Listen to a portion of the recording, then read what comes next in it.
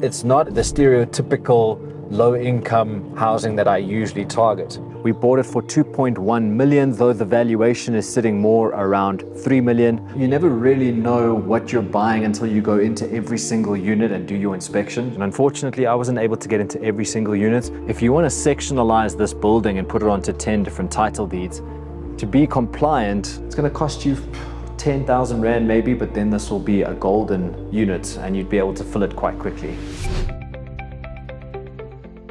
So as DJ Khaled would say, another one. Let's get into another case study of a building that we recently purchased. This one's slightly different because it's not in the south of Johannesburg. It's actually in the East Rand and in an area close to Boksburg. The specific suburb that we're going to is called Ravensky.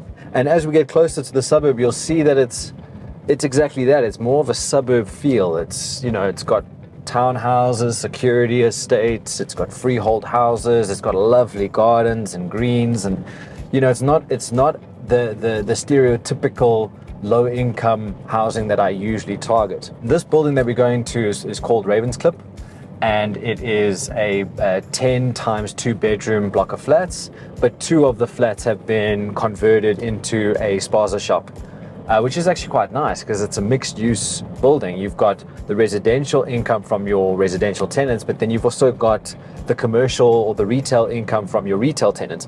And that tenant is paying more than what we would get from the 2 flats individually. And they've been there for 5 years. They've got an established business, an established clientele.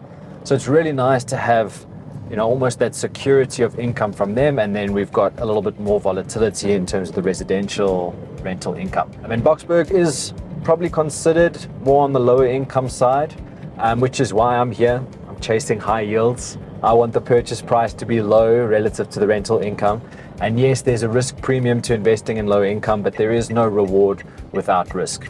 So we're arriving here at the building. What I love is that there's all these little townhouses, secure complexes. It's very residential. There's a nice park here. And here is Ravens View. Needs a little bit of love, but the building is in good shape. The structural integrity of the building is fine. Let's go have a look inside. We're outside here at Ravens View, 10 times 2 bedrooms. This spaza shop used to be 2 flats, but we converted that into 1. This is a mixed use residential apartment. So you've got residential units, you've got a spaza shop. What I love about this building is the feeling that I get when I'm standing out here in the community. It feels like a community-led area. There's lovely townhouses, there's security complexes, all of the units look in great condition. The gardens and the infrastructure and the parks are in good condition, meaning that the municipality cares. And I want to be in an area where the municipality cares. This was one of our purchases on the day of the auction. We bought it for 2.1 million, though the valuation is sitting more around 3 million. On an average month, this property will generate 45,000 in rental income, giving a nearly 26% gross yield.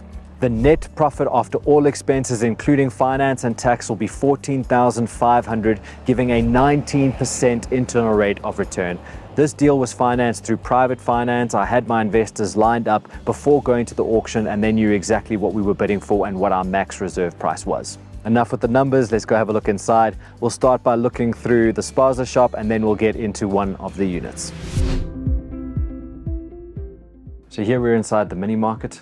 And what's really nice is that they've been here for over 5 years and they've got an established clientele. They've got regular customers. This is a suburban area. There's tons of people that are, foot traffic for them to have an established business. And I obviously want my tenants to be successful because a successful tenant means that they're likely to pay their rent. So this is what it looks like. It's pretty small, but it's the 2 apartments that have been pushed together, giving this a little bit more room and making it a bit more practical for their needs. Let's go through here to the back. Now we're at the back of the property. It is currently 12:15 on a Friday, so we're not expecting to see any cars here.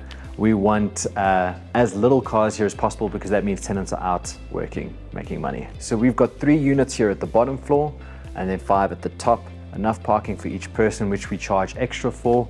There is good security. We'll probably put in some electric fencing. Let's go upstairs and see if we can get into one of the units. So as part of doing an auction property, you have to do your due diligence, which means you have to come and view the property before you go to auction. Unfortunately, I wasn't able to get into every single unit. I was only able to see 2 of the units, and the rest were, I kind of peered through the window. So I had to estimate my renovation costs. But now that the property is in transfer and it's coming into our name, we're going to get our contractor in here. He's going to come do a full scope and he's going to give us an accurate quote. So hopefully our estimate will be accurate to what he's going to quote. We obviously put a bit of a provision to make sure we're safe. This is unit 6, my first time inside this unit, but immediately I can see that there's prepaid electricity. So that's a massive win. It means we don't have to worry about that. Maybe I'd think of putting some prepaid water in.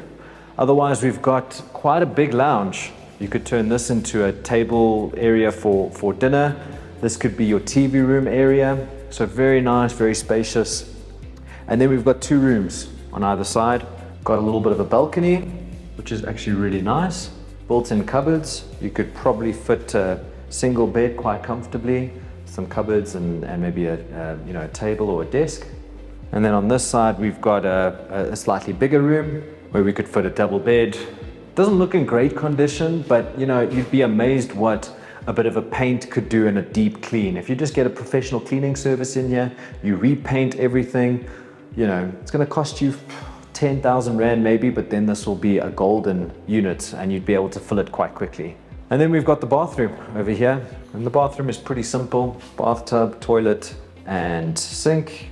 Definitely need a little bit of TLC down here. And then lastly, the kitchen, which is in the entryway. We'll probably have to do a bit of work here.